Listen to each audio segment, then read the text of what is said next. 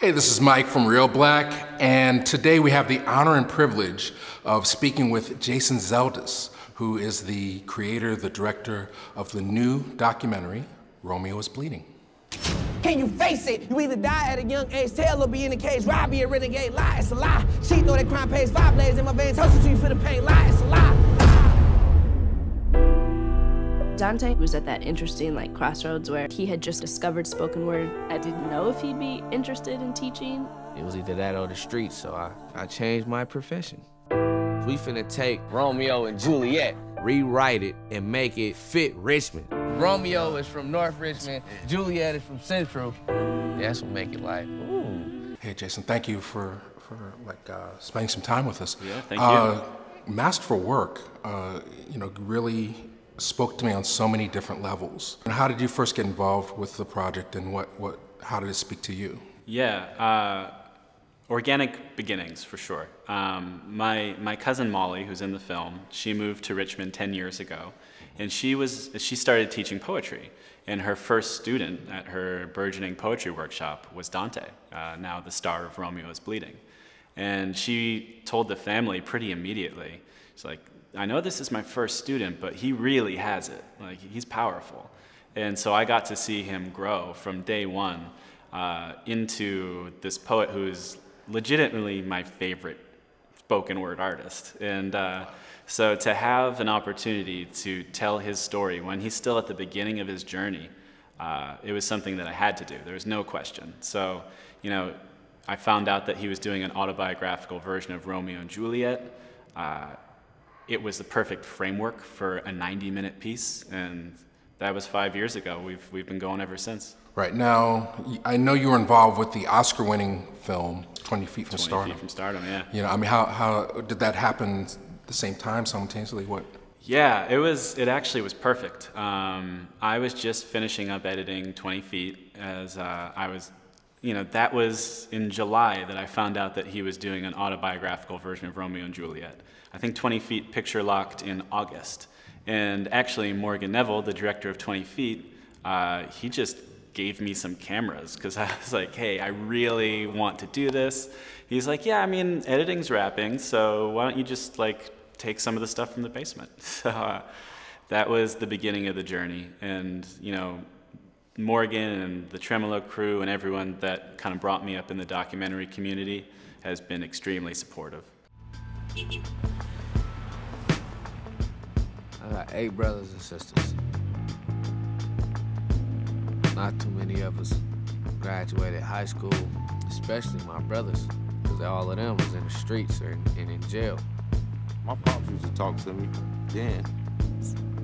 He ended up going to jail. I was probably about 10, 11. Everybody going to school, new shoes, and I had to have me some too, so selling crack, 10, 11. Well, damn, it feels like Lynch's dreams, huh?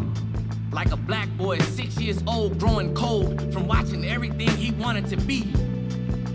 Yeah, there's difficulties growing up, school-wise, argumentative, they kind of scare me because I ain't know what he was gonna turn out to be. Incarcerated in poverty, handcuffed in a struggle. I gotta make it out, so my best plan is to hustle. I gotta hustle. Grinding knuckles in the jaws of suckers, no pity. Trying to stack my plate up high. Who else gonna feed me, huh? For far too long, they've been confusing my insane starvation for greedy. But I'm not greedy, no. I'm not greedy. I'm just empty. And the film is beautiful, but at the same time, it doesn't, a lot of times, when you shoot something that beautiful, is the leaning is to make it gritty if it's going to be about the streets, but it doesn't lose any impact that this is life and death situations, right. But at the same time, it's so stylishly done. I kind of think that Dante's poetry leads the way for the aesthetic of the film. His poetry is cutting and it's sharp and it's energetic, but first and foremost, it's beautiful. So as the film crew, we had to just kind of match the level that he was at or get as close as possible to that. So yeah, it's a really amazing crew. Actually, a lot of my friends from film school, we just all kind of moved up to the Bay together. So congrats to Rajiv Smith Mahavir, the DP, for making it look good. I don't want to spoil anything, but the consequences, a lot of the people that you covered in the film, sadly aren't with us. What karmic debt do you have in terms of like capturing their stories and feeling a need to share them? It was really an emotional process putting the film together. We filmed in Richmond for a year, just about, and then we brought that footage home, and we were working with it. And throughout that process, Dante would call me up when we lost somebody, and he'd say, "Hey, I think you filmed with so-and-so in North Richmond that day. I want you to be aware that they're no longer here. So if there's anything that they said, make sure to use it."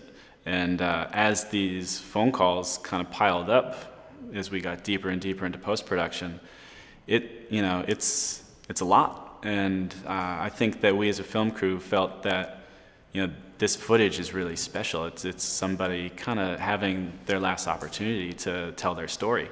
And so we made sure to put together a whole sequence where, unfortunately these men who've passed on got to speak their mind one final time. So hopefully, their passing is, can carry a little value as well. Yeah, amen. Well, Jason, I really thank you for the time. I mean, really special movie. Thank you. And serves as testimony to a lot of what's going on. A lot of people are just sort of becoming more aware of, because there are cameras, because there are people like you out there speaking their truth to power. So I just hope everybody goes to see Romeo Is Bleeding.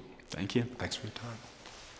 Over the years, I started, read more, get more invested into different forms of writing. And then, Romeo and Juliet came back around. And when I read it, it's like, that's me. That's my life. From ancient grudge break to new mutiny. With civil blood makes civil hands unclean. Who gonna protect the children? Richmond is on fire. And Lord knows, we all burn.